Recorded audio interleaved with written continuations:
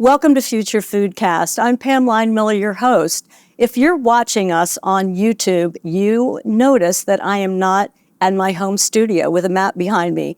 That's because I'm in downtown Atlanta, Georgia in the United States at the Coca-Cola Global headquarters. We're very excited to be able to bring this episode to you thanks to our sponsor, Farm to Plate. They are creating tomorrow's food business ecosystem today.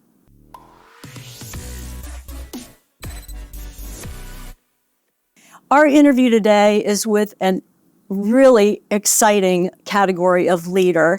We have Penny Walter with us. She is a senior category leader, North America, for Coca-Cola Bottlers Sales and Services. I want to welcome you to the podcast, Penny. Thank you so much for having me, Pam.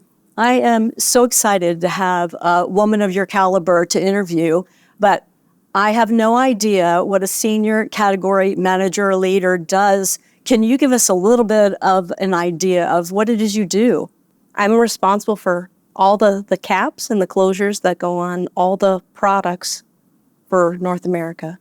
So when you think about a plastic bottle, think about the plastic closure, the metal closures, the specialty closures that go on a PET bottle.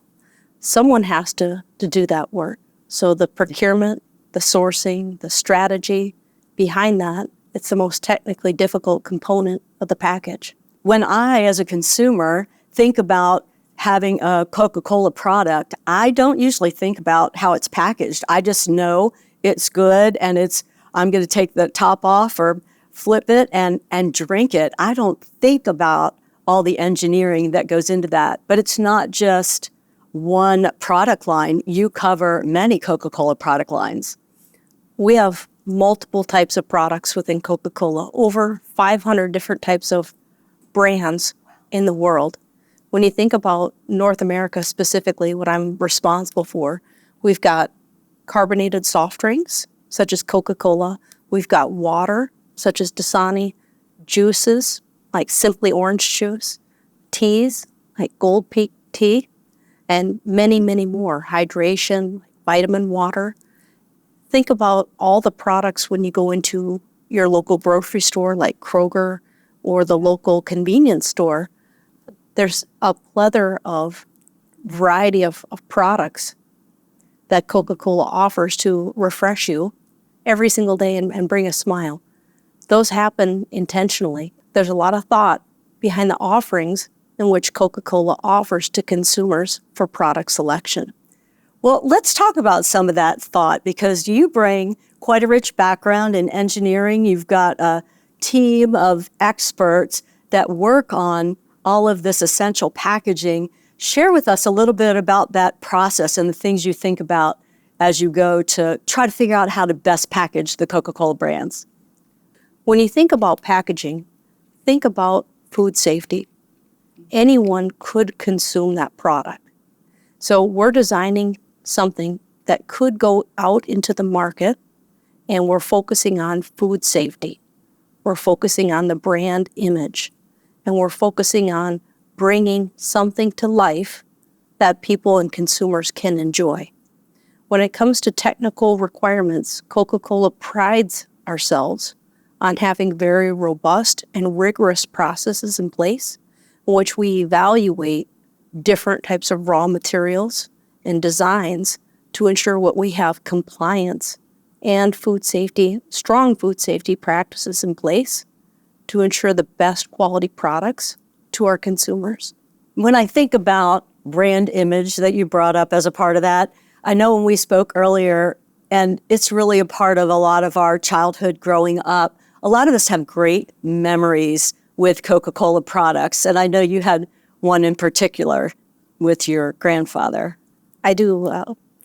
When I was small, my grandfather used to share a pop. I'm from the north. We call it pop, not soda or Coke. We used to share a pop.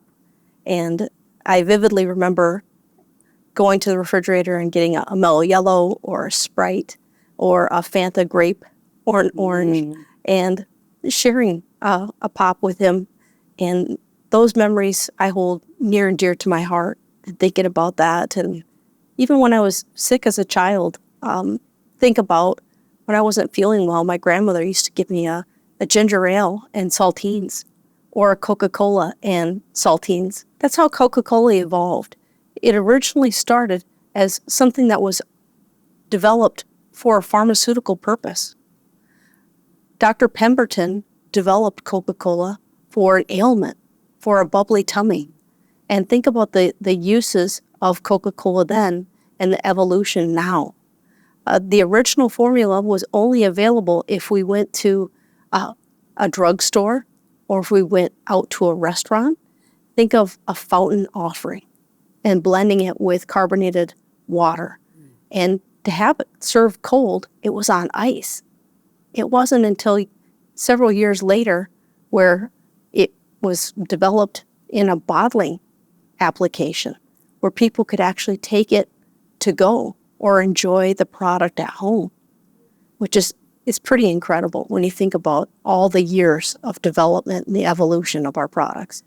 I did not know that history about Coca-Cola, and I know that it's really special to a lot of us as we think about when we were children, like sharing with your grandfather. Let's face it, sharing a Coke and a smile has become just part of what we think about. It's a happy occasion as we're going to do that. But what you bring to the table and what your people bring to the table is all the thought process behind that to protect that brand image. And you talked about safety, and that's a real big consideration. How do you approach that? One of the most important things within Coca-Cola is working with and collaborating with functional team members. We have many different functional groups within Coca-Cola. We've got our bottling partners, we've got technical, our quality and food safety teams. Think about packaging and graphics, all the way down to artwork. And then think about the qualification and the commercialization processes as we start to look at making any types of changes in packaging or ingredients. There's a lot of change that goes into that and a lot of fingerprints that may potentially go on evaluating what that change looks like. So there's a lot of thought and ensure that we minimize risk to the customers and the consumers. And Coca-Cola is very focused on ensuring that we provide the highest quality product to our consumers. So regardless of where you go in the world, that Coca-Cola is going to have the same taste, that refreshing, crisp taste anywhere in the world. That is amazing to think about a company the scale of Coca-Cola worldwide and paying attention to the safety of the product. And we'll get into some details with what containers you provide the product, the Coca-Cola products in, but also while maintaining the quality. How do you approach these issues? We pride ourselves when we start looking at our products. Not only when we think about quality, we think about our brand, and then we think about packaging. So brand loyalty is absolutely our essence. And you think about packaging, what sets us apart from other brands in the grocery store? We have a premium offering. We want to win your heart. We want to win your mind.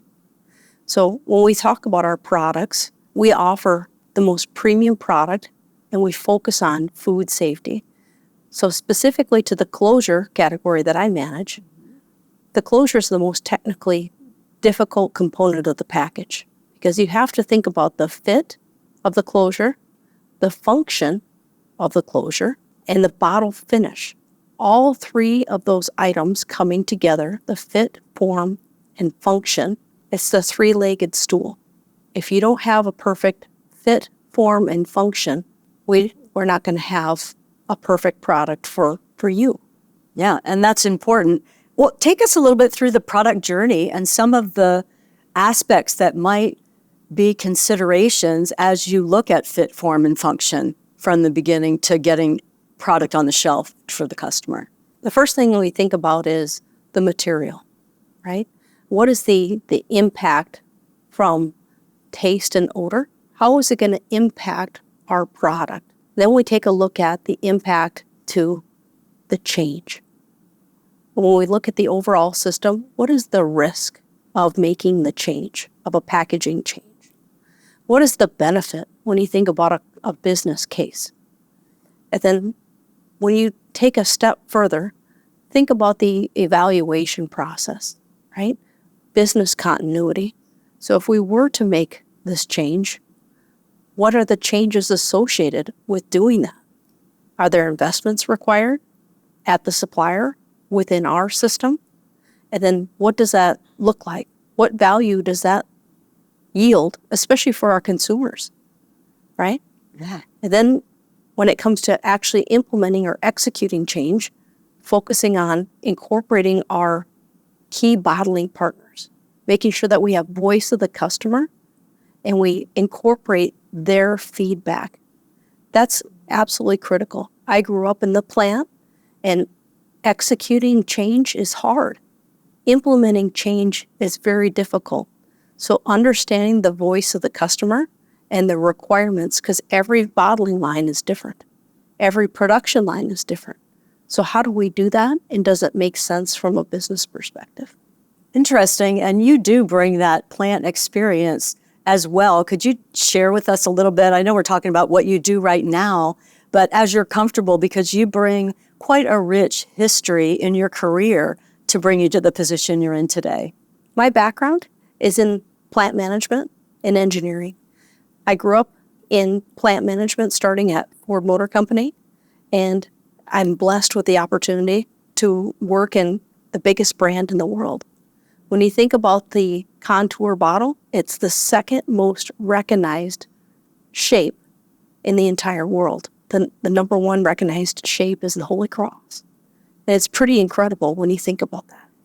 That is amazing. And I really like that you bring perspective to the position you have now at corporate headquarters. You also bring real experience at the plant level with Coca-Cola to what you do. And that's got to give you great perspective in understanding there are a lot of considerations in making the changes that you might be contemplating. It's not just one decision. There's a whole host of other changes that will need to be made as a result of that. So I think your perspective is really great, and I'm sure that the other people that are impacted by decisions that are made appreciate that you're bringing those thoughts to the table for them. What are some of the changes or the creative, innovative changes you've been able to implement within the Coca-Cola system? I'm very proud to share a couple of examples with you. Great. I brought a couple of props to share with you.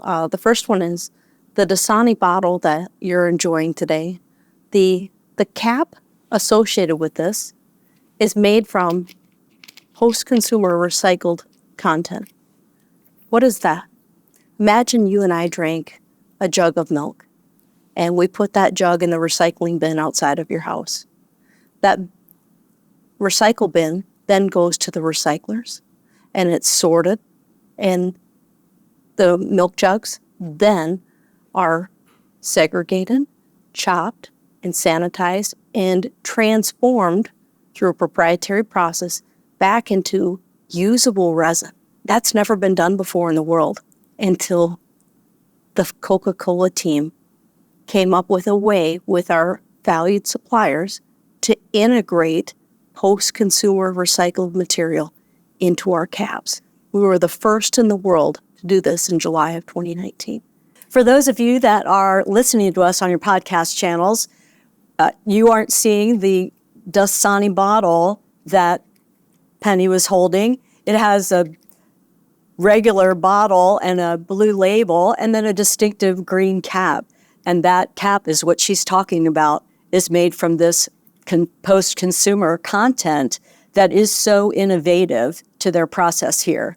Now, you have some other show and tell for those that are watching on YouTube. For those that are listening, we're going to explain. I do. I have some other show and tells that I'm proud to show you. The Coke Zero bottle that I'm showing you is one of the first ones off the production line to contain post-consumer recycled material. The first in the world made from other caps. So what's different? Imagine if you and I drank this bottle of Coke Zero. We enjoyed this crisp, cold Coke Zero. Then we put the empty bottle in our recycling bin with a cap on. It then is picked up by the recyclers.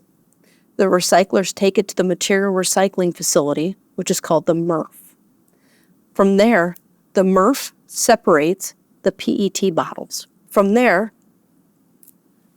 the caps on different products are separated and chopped. For those that are listening, Thank you. she has a bottle of all these different pieces of all different colored caps that are chopped up and put Into a jar. into a jar. So once the caps are chopped and they're separated from the bottle, we then sort by color. Then we sort optically by green. And it doesn't necessarily have to be just a Dasani closure. It can be any green closure. From there, we transform it into usable food-grade resin through a proprietary process with one of our key strategic suppliers. Then we transform it into a food-grade closure. So this is made with a certain percent post-consumer recycled content material. So it is truly a closed loop made from a product that we enjoyed, and it's applied back onto a bottle that you can purchase at a store. That is a great cycle right there, starting from the Coke Zero bottle. Once you enjoy your crisp beverage and you put it into recycling, and everyone please recycle, then the caps get separated, chopped up, and put all together, and then they optically get scanned by color and put together. And we have some mystical processes in here that are proprietary that then end up giving us more caps. So we can actually produce caps from that cap that had been originally used, and the cycle continues.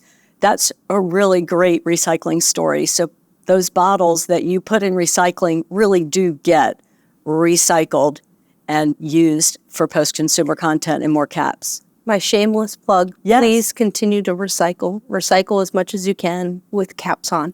We need as much material as we can. Yeah, because you're really using it, and that's very right. exciting. And it's all part of really the sustainability story here at Coca-Cola. I don't know what else you might want to add to that. Lots of initiatives happening at Coca-Cola, but in your area, this is a main one, I would say, right? We have a program that's called The World Without Waste within Coca-Cola. It's in 3 pillars. Coca-Cola is focusing on design. How do we design our packages that can be recycled? How do we design our products that can incorporate recycled content, such as what I showed you? The second thing is, how do we partner? We partner with communities to put infrastructures in place to get more material back, because there's not enough material to grow our recycled content. And then the third piece is thinking about educating. How do we educate and bring awareness and really grow that segment of the World Without Waste program? How do we drive the improvements across the world in the industry? That is very, very important. World Without Waste. I even like the title of it because people can visualize that. I think a lot of people don't recycle because they don't think it really matters. But I really believe I'm one of those, if I have a Dasani and I'm out and I can't find a recycle bin, I take it home and I put it in my recycle bin, because I feel that strongly that if everybody just does a little bit in that area, that it adds up to be a lot. And a company as big as Coca-Cola worldwide, certainly if you can get that message out to your customers and the people who care about your product and buy your product and use it, they're going to understand how important that is to you and that you're actually going to use that material.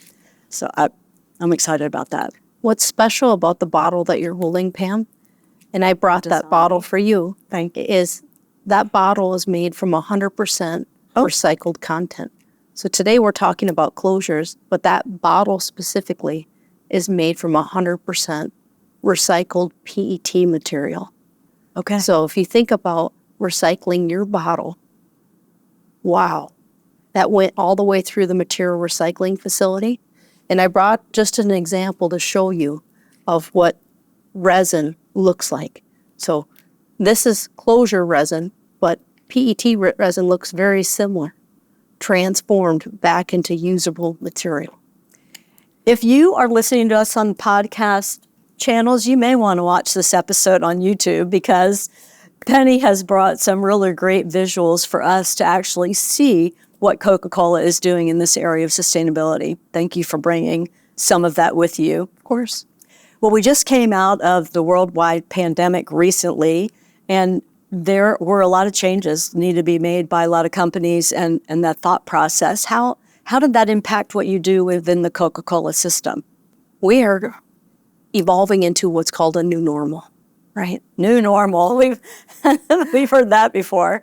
Evolving from the pandemic that occurred in 2020. So we're doing a global reset emerging from COVID.